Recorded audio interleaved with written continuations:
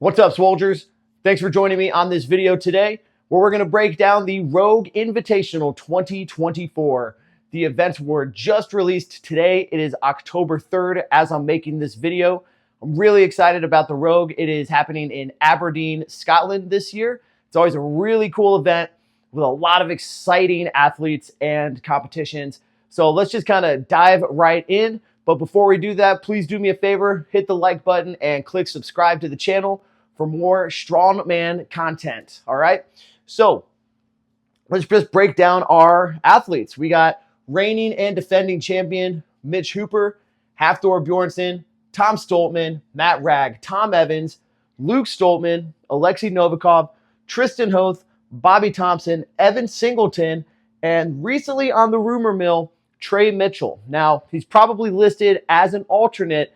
However, some videos out there, some news, some insider reports are saying that he's actually going to be in this thing. So we'll see if that ends up happening or not. He did just finish second at the USA Strongman Championships run by Giants Live. And he also hurt his Achilles last year on the Iron Bull event at this same competition. So would love to see him back. Trey Mitchell's the man. So we'll see. But incredible lineup. Going to be really entertaining. We have 6 events this year. So let's just kind of break down what they are, right? So first up, we have the deadlift ladder 4 max. Okay, so what I'm seeing on this one is that there's going to be a series of 9 bars that are going to be laid out. And it's like a ladder, but it's in set weight jumps. So I'm not exactly sure what those are yet, but you might see like an 800, 820, 840, 860. So it's some sort of set weight increases up. It's a little unclear whether or not, what exactly the rules are, but I'm seeing that it's going to be 3 attempts. And then the last one, you get to name your final attempt. So while there are some of these set weight jumps up there, if you're one of these guys at the top, like Hooper or Hafthor, possibly even Matt Ragg, you could potentially call your own weight. So really exciting considering that Trey Mitchell just hit the all-time world raw deadlift record at 1,034 pounds. And Thor, I think that number is his if he wants it, but he probably doesn't need it in order to win this event. So this should be a clear straightaway W for Thor, assuming that he comes in pretty healthy. But Mitch Hooper is already saying that he can deadlift 1,000 raw, and I think that he will if he needs to. But this is all about strategy. It is a full show, so we'll see how that goes. Another person we might see here is Matt Ragg. Matt Ragg is definitely capable of that 1,000-pound raw deadlift, so it's going to be awesome. We're going to see some really big, heavy lifts at this. Going to be awesome to kick things off. So that's going to lead right into what they're calling the grip and press. So Rogue likes to do some of these events where it's an unconventional way to put one event leading as like a buy-in right into the other. So it's a farmer's walk that is a log press for reps. And I'm actually seeing that this is a rep out. Typically in the past, what they have done is they did like a yoke carry into a 3-rep log press. So it seems like this year it's going to be, instead of just doing 3 as fast as you can, you'll have this farmers as a buy-in and then a log rep out. So you can see a lot of interesting things here. Hafthor's pec has not really been up to speed since he's gotten back. He did tear his pec benching a little while ago, and a lot of his pressing power just is not there. So unfortunately, where in years past, he was at the very top and very elite with some of this stuff, depending on the weight here, we'll probably see Thor drop some points, and we're going to see the likes of people like Mitch Hooper, Tom Stoltman, Bobby Thompson, really get some good points here. So really going to be pretty interesting. I also think as a sleeper that we might see some good numbers from Tom Evans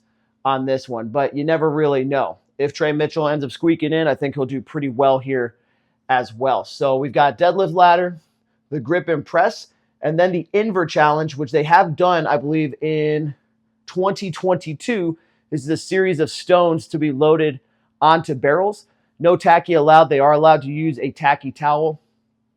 If you know and follow Strongman, you know that Tom Stoltman and Thor really are kind of the top 2 stone lifters out there right now.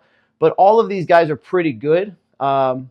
always got to kind of think about Mitch Hooper. He does have the second fastest time on this exact setup in history. So just kind of already talking about it, Mr. Consistency once again. Hooper's going to do well here, going to do well here, going to do well here. So, I don't know if anybody's going to be able to stop this guy. Spoiler alert. But as we're going through these top three, all these guys are very good. But regardless of where the rest of these dudes place, I really still think we're seeing Hooper in the top three kind of on almost every event, which takes us into what they're calling the power drive. So it's some sort of push. Not totally sure what that is yet. They haven't announced it. But it says it's going to be some type of a Husafell carry, to be determined whether that's a stone or like the Husafell sandbags, and then a heavy sled pull. So it's going to be a brutal cardio event. And one thing I think is pretty interesting is that there's a lot of these strongmen that are out there talking nowadays about how they're increasing their cardio. So famously, or maybe not famously, but before World's Strongest Man this past year, Tom Stoltman was saying that he was running 5Ks and stuff to increase his conditioning. And I also heard that Mitch Hooper, who used to be able to run a marathon, he's saying he's running a kilometer every single day. So when you're thinking about, the timetables that some of these guys are going to need, this is a very, very high power conditioning based event. I always personally love to see that sort of style event in there because as we're talking about these first couple of events, pure strength, we've got a mix of technical elements, but under fatigue. So you've got like a farmer's walk, which you just have to execute well technically, and then execute a log press technically well under fatigue. We've got stones, a classic element of strongman. And then as we're getting into the variety of these events, this is just a gritty gut check event. So if you've watched my video on, how to select events for a strongman show, if you're running one, this for me is checking all of the boxes so far. So I love this sort of gut check event. I think you're going to be seeing people just go nuts on this one trying to score points. And it really could be a mixed bag, given this lineup. These types of events, just because of the weight, do in some ways favor some of these heavier, bigger dudes, a type that's like Evan Singleton, who's got a lot of athleticism as well as size to him. But you could see people like Alexei Novikov, who just tend to have a little grittier approach to things, end up doing pretty well despite being relatively undersized. So either way, I'm really excited about that. Super cool event. Always just love those push, hard drive conditioning events. So that leads into what they're calling the yoke escalator. So this is a yoke carry into the power stairs. Now, if you've watched Rogue in the past, they have done an event where it was a yoke carry into a 3-rep max log press. This is another really cool one where you're going to have this pre-fatigue element, and then you have to take it into the power stairs. Now, as we're talking again about the sum of all of these events, really interested to see how people are performing on some of these. Because like I was saying, with just builds and this and that, like the power stairs tends to favor these taller people. But how are they doing so far with the conditioning from the sum of the total events and this power drive immediately before them? So you might have people like Evan Singleton, who moves phenomenally, is tall, is explosive. Like this sort of event for him favors him so well, but how is the conditioning going to do? Same with Thor. Thor should do pretty well on this type of thing just because of the stairs here, but we'll see how he's doing on that yoke. Mixed bag. If you follow Strongman, you'd also know Mitch Hooper is a savant at the yoke. And I was actually watching his video earlier. He says that it's so easy for him that he can do yokes and heavy yokes in his lifter shoes, which is not something that I would recommend or that most people would do or ever try. But if you're ever going into a competition, think about something like this. If you're having an event that combines up different elements and you can just race through that yoke and then get a couple extra inches in something like the power stairs, then having those lifters would really be a big benefit. So this is, like we talk about in a lot of my videos and just in general in strongman, is strategy. So it'll be interesting to see how some other people approach these things, considering like you could have knee sleeves, you could wear different belts, this and that. So a lot of cool kind of strategy and gamesmanship that are going into all of these, but especially this one, right? And then we're going to finish out with the circus medley. So I just Got a little more information when I wrote this, but it sounds like we're doing a heavy kettlebell press followed by a Louis Cyr dumbbell and then 2 axles to finish it out. So this is a press medley, a 1, 2, 3, 4. This is literally the only negative I have about any of this. I think this is kind of a boring event to finish on. However, that being said, I think it fits in really well with the rest of these events. As we're looking at these, I love the event selection. You have raw strength challenge. You have a classic strawman medley, but also testing your pressing strength under fatigue. So that checks a lot of boxes there. You have a stone lifting challenge, a classical, the inverse stone challenge based out of Scotland. They're doing it in Scotland. Shout out to, the legend and the roots of the sport and the history that we have, followed by this gut check conditioning cardio event. You have a really cool medley once again, the yoke into power stairs. Man, I would love to do that someday. That sounds so cool. Followed by a circus medley. So we'll see. I actually, I do think this could be entertaining, but it's like the least exciting of these events to finish on. Last year they had this like money bag dump into a not a forklift, but they were dumping just bags into a loaded truck like to finish it out, and that event went so quickly it was just kind of a snooze. So I'm somebody who likes to see like that classic stone finish or something really, really exciting. Maybe it will be this circus medley. We'll see. Rogue is really known to up the production value, and this is inside this year. So last year they had some issues and problems with rain delays, having to move things around. But given, the arena location of P&J Live in Aberdeen, I think that it will be staged really, really well. I think the crowd will be very hyped, very excited, and should make for a really good show overall. So that being said, I'm just going to give you my top 3 that I think are going to walk away with this one. I really honestly think Mitch Hooper is the man to beat. If I had to guess, he's finishing top 3 in every single one of these events.